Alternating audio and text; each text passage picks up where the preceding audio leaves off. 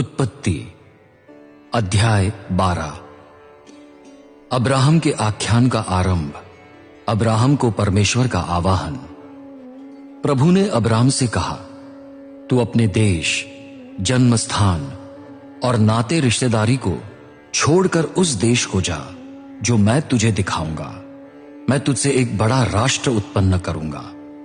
मैं तुझे आशीष दूंगा और तेरे नाम को महान बनाऊंगा कि तू मानव जाति के लिए आशीष का माध्यम बने। जो तुझे आशीष देंगे मैं उनको आशीष दूंगा, परंतु जो तुझे शाप देगा उसे मैं शाप दूंगा। पृथ्वी के समस्त कुटुंब तेरे द्वारा मुझसे आशीष पाएंगे। प्रभु की आज्ञा अनुसार अब्राम चले गए। उनके साथ उनका भतीजा लोट भी गया। जब अब्राम ने हारान देश से प्रस्थान किया तब वह 75 वर्ष के थे।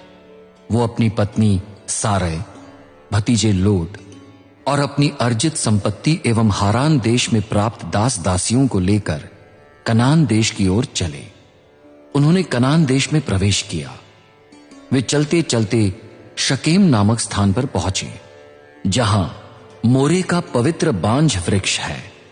उस समय कनानी जाति उस देश में रहती थी। प्रभु ने अब्राम को दर्शन देकर कहा, मैं ये देश तेरे वंश को दूंगा। अतः अब्राम ने प्रभु के लिए, जिसने उन्हें दर्शन दिया था, वहां एक वेदी बनाई। तत्पश्चात वो वहां से हटकर बेतैल नगर की पूर्व दिशा में स्थित एक पहाड़ पर पहुंचे।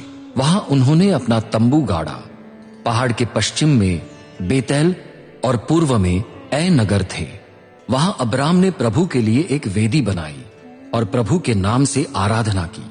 अब्राम यात्रा करते रहे। वो नेगेव क्षेत्र की ओर गए। अब्राहम मिस्र देश में। उस देश में अकाल पड़ा था। अब्राम मिस्र देश में प्रवास करने के लिए चले गए, क्योंकि देश में भयंकर अकाल था। जब वे मिस्र देश के निकट पहुंचे तब अब्राम ने उसमें प्रवेश करने से पूर्व अपनी पत्नी सारै से कहा, सुनो, मैं जानता हूं कि तुम देखने में सुंदर हो। मिस्र के निवासी तुम्हें देखकर कहेंगे, ये उसकी पत्नी है, और वे मुझे मार डालेंगे, पर तुम्हें जीवित रहने देंगे। इसलिए तुम ये कहना कि तुम मेरी बहन हो, जिससे तुम्हारे कारण मेरा कल्याण हो और मेरे प्राण बचे। जब अब्राम ने मिस्र देश में प्रवेश किया तब वहां के निवासियों ने देखा कि वो स्त्री बड़ी सुंदर है। मिस्र के अधिकारियों ने उसे देखकर राजा फरो से उसकी प्रशंसा की। अतः सारै को फरो के महल में पहुंचाया गया। फरो ने उसके कारण अब्राम से सद्व्यवहार किया। अब्राम को भेड़ बकरी, गाय बैल, सेवक सेविकाएं, गधे गधियां और ऊंट प्राप्त हुए। किंतु प्रभु ने अब्राम की पत्नी सारै के कारण फरो और उसके राज परिवार को बड़ी बड़ी विपत्तियों से पीड़ित किया। अतएव फरो ने अब्राम को बुलाकर उनसे कहा, तुमने मेरे साथ ये क्या किया?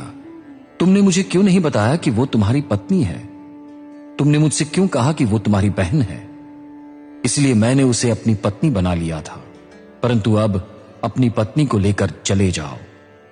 फरो ने अब्राम के विषय में अपने अधिकारियों को आदेश दिया, और उन लोगों ने अब्राम को उनकी पत्नी एवं समस्त संपत्ति के साथ विदा कर दिया।